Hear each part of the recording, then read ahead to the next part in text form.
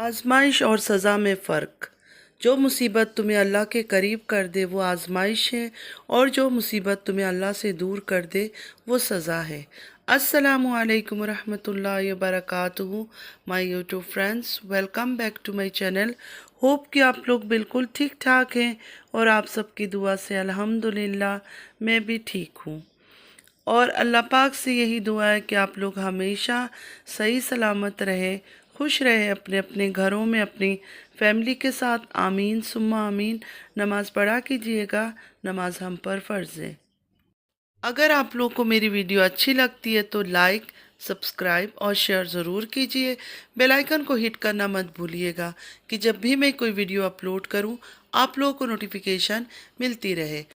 और आप सबसे रिक्वेस्ट है कि प्लीज़ फुल वीडियो वॉच कीजिएगा, स्किप मत करना। तो चलिए शुरू करते हैं आज का रिएक्शन। मैं फ़रीहा का आज एक वीडियो देख रही थी, कुछ दिन पुराना है, मेरे ख्याल में 2-3 दिन पुराना है। तो एकदम से मेरी नज़र पड़ी और मैंने कहा चलो मैं देख लेती हूँ फ़रीहा का वीडियो। फ़रीहा से काफ़ी सवालात किया जा रहा था, वो लाइव थी। ये पूछा गया कि नैना से क्यों नहीं मिल रही हो। उस सवाल पर फ़रीहा ने ये कहा कि मैं अकेली लड़की हूँ, घर पर सहरी ये सब करना होता है, फिर जॉब पर जाना होता है, टायर्ड हो जाती हूँ। मुझे ऐसा लगता है कि इनके बीच कुछ नाराज़गी चल रही है, वरना फ़रीहा तो पहले भी जॉब करती थी, कौन सा नया जॉब कर रही है। मैं भी अकेली लड़की वही थी, वालिदा तो दुबई में रहती है। लेकिन अब ये बहाना हो रहा है, पता नहीं किस चीज़ पर नाराज़गी हुई है। शादी भी करीब है और अभी इनके बीच शायद थोड़ी नाराज़गी चल रही है, क्योंकि बार बार लोगों ने ये कहा कि आपकी दोस्त नैना, आपकी दोस्त नैना। तो फ़रीहा ने उस बात को भी क्लियर किया कि मैं उसकी खाला हूँ, दोस्त नहीं हूँ। अल्हम्दुलिल्लाह मेरे अपने दोस्त है, लेकिन नैना की मैं खाला हूँ। तो फ़रीहा शायद ये बात भूल गई है कि दोस्तों की तरह ये लोग मिलते जुलते हैं, हंसी मजाक करते हैं, रातों को घूमते हैं फिरते हैं। अब अचानक उनको ये ख्याल आ गया कि नहीं मैं खाला हूँ। फ़रीहा मतलब बार बार ये कहना कि नहीं मैं इसकी खाला हूँ, घूमते फिरते हंसी मजाक तो आप लोग करते रहते थे, अचानक आपको ये ख्याल आ गया खाला हूँ। फ़रीहा से पूछा गया कि आप तारा के घर क्यों नहीं जाती हो। तो फ़रीहा ने कहा कि तारा के घर यहाँ पास में ही था, तो बचपन में मैं तारा के घर पर ही रहती थी। फ़रीहा ने यही बताया कि बचपन में मैं भी तारा के घर पे ही रहती थी ज़्यादातर, क्योंकि उनका घर हमारे पास ही था, नज़दीक था उस टाइम।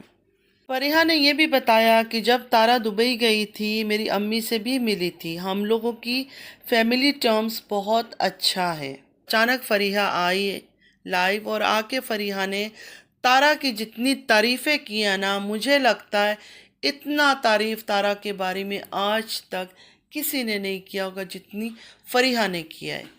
साथ साथ ये गलतफहमी भी लोगों का दूर कर दिया कि हमारे फैमिली टर्म्स बहुत अच्छे हैं तारा के साथ।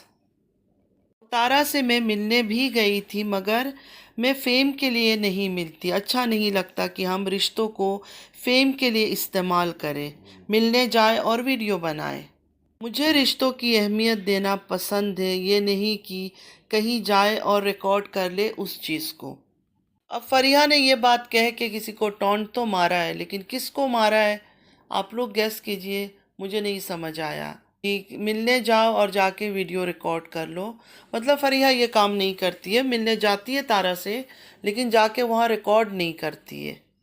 फ़रीहा ने ये भी बताया कि ऐसा पैसा किस काम का कि रिश्तों को इस्तेमाल करके हम पैसे कमाएं। ऑफ कैमरा मेरी हर एक से बात होती है कि काफ़ी तारीफ़ किया।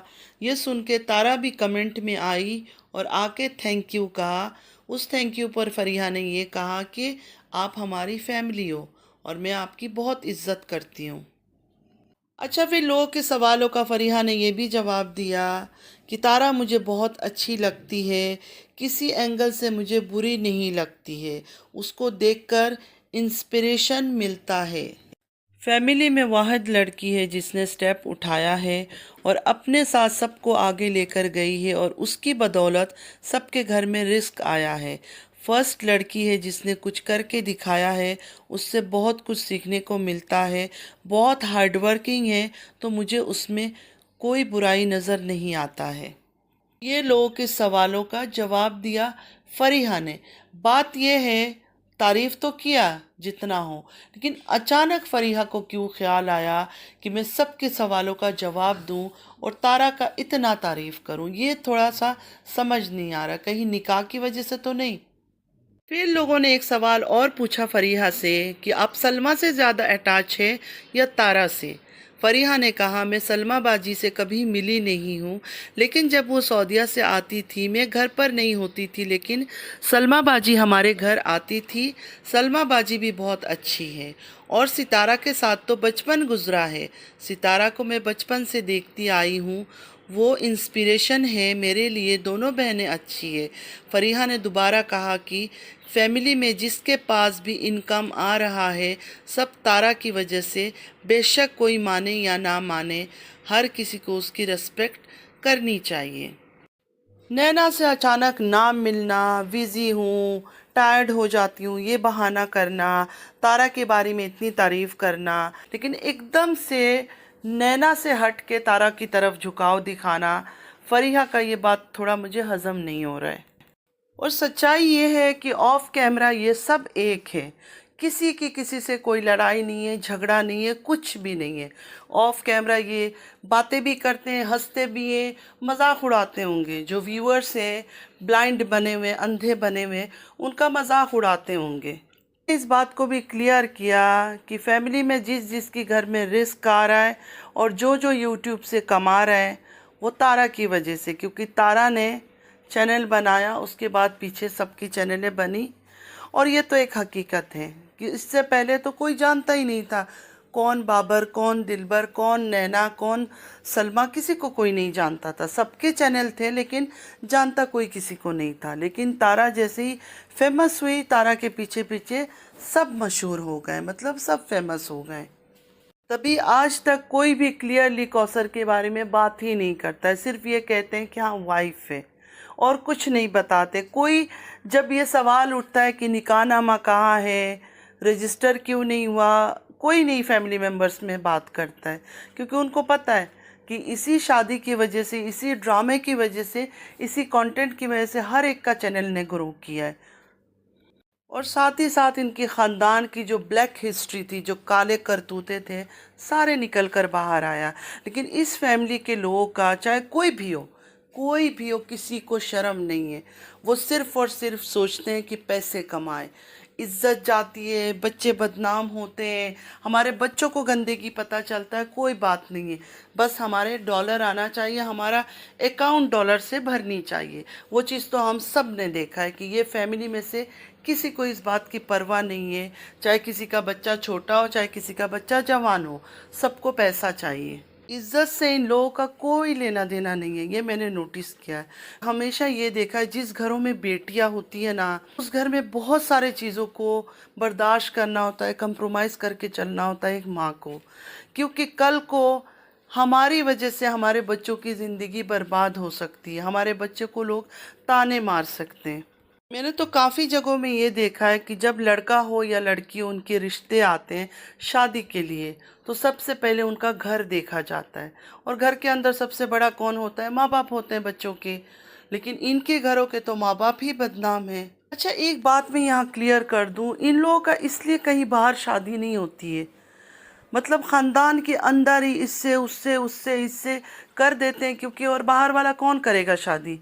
इतने मशहूर हैं ये लोग, चाहे पास्ट में जाके देखो, चाहे अभी देखो, सब इतने इतने फेमस है, इतने बदनाम लोग हैं। तो इनकी बेटियों को या बच्चों को कौन बाहर का इंसान शादी करेगा, या कोई अच्छी फैमिली कौन बहू बना के लेकर जाएगा?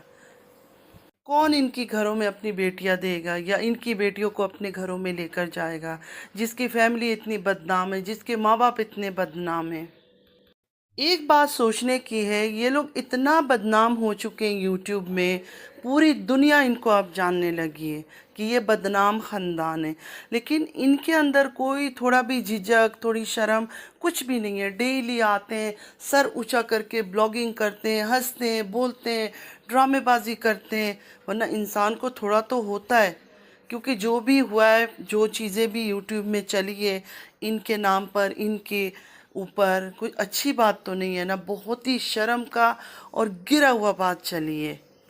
जैसे ही तारा का वो 13 साल का मोहब्बत की कहानी फेमस हुई और लोगों ने तारा को पसंद किया, उसके बाद तारा का पूरा ख़ानदान पीछे पीछे चल पड़ा। वरना इससे पहले किसी को कोई भी नहीं जानता था, कोई कहाँ से भी हो, किसी का नाम तक भी हमें नहीं था मालूम। इस वजह से आज तक किसी ने कौसर के नाम पर सच नहीं बोला। और सच क्यों बोलेंगे जब आपस में उनकी लड़ाई झगड़ा ही नहीं है।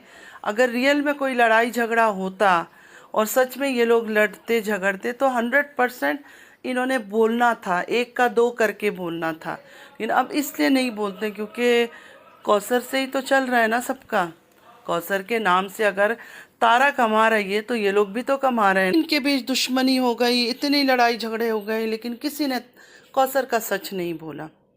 तो फ्रेंड्स, आज के लिए बस इतना ही। आई होप कि आज का वीडियो आप लोग को अच्छा लगा होगा।